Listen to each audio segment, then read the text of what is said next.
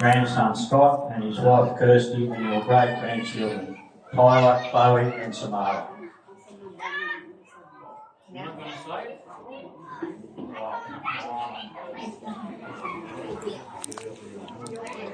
No, I'm not. No. All right, this is from Elizabeth. Right? It's a bit longer than mine. Yes, it is. The words are smaller. From your loving stepdaughter Elizabeth, I wish to say you have given myself and my family many laughs over the years, and just would like to share some of these moments with you all today. But first I'd like to talk briefly on how we met.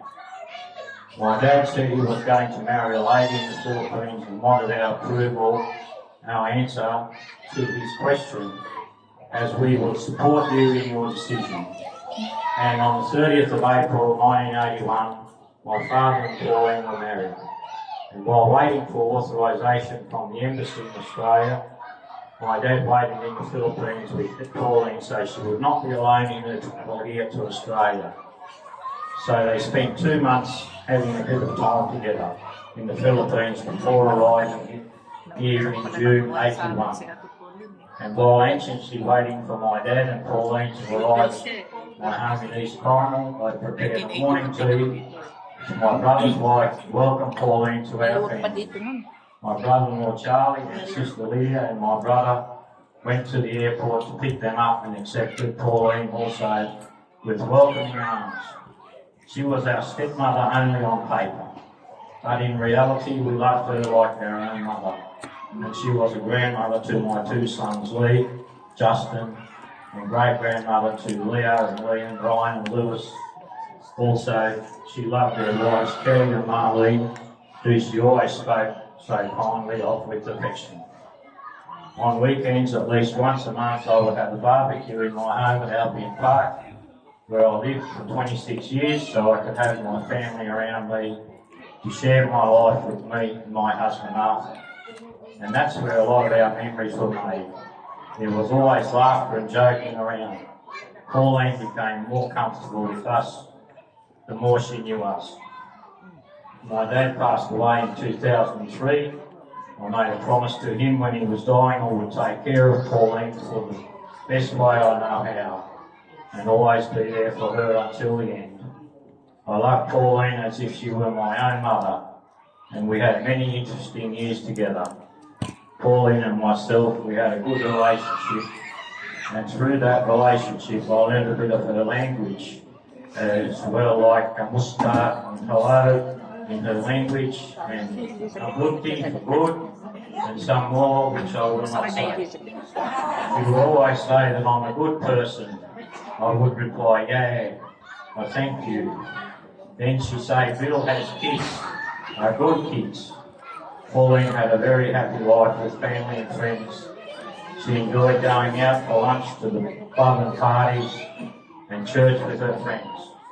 When visiting my son Justin and his wife Kelly one day, Pauline would say to her grandson Ryan, you look like an American boy, because his hair was so blonde. We just laughed at her funny sense of humour, just admired his just another funny moment that we will never forget. Also, she loved it when we went to my son's house, Lee and Marlene's, admired his fish tanks.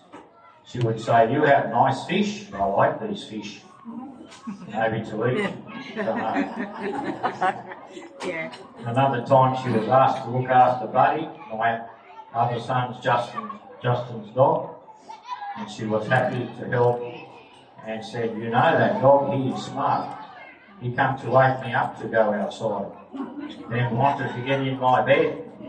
She said back, this is not your bed. You go to your bed. And he obeyed her. Also Pauline, she liked my dog Ivy. I taught her to say hands up because she always sat up with her legs up in the air. That was her way of begging, and Pauline laughed so much. When she did it, she had tears in her eyes from laughter. Another moment to remember her, and there are these moments, these are the ones that will help me through my loss. And even though Pauline suffered with her dementia, she was to me the same person I met years ago. As I noticed her changes, I knew I had to watch over her more and more.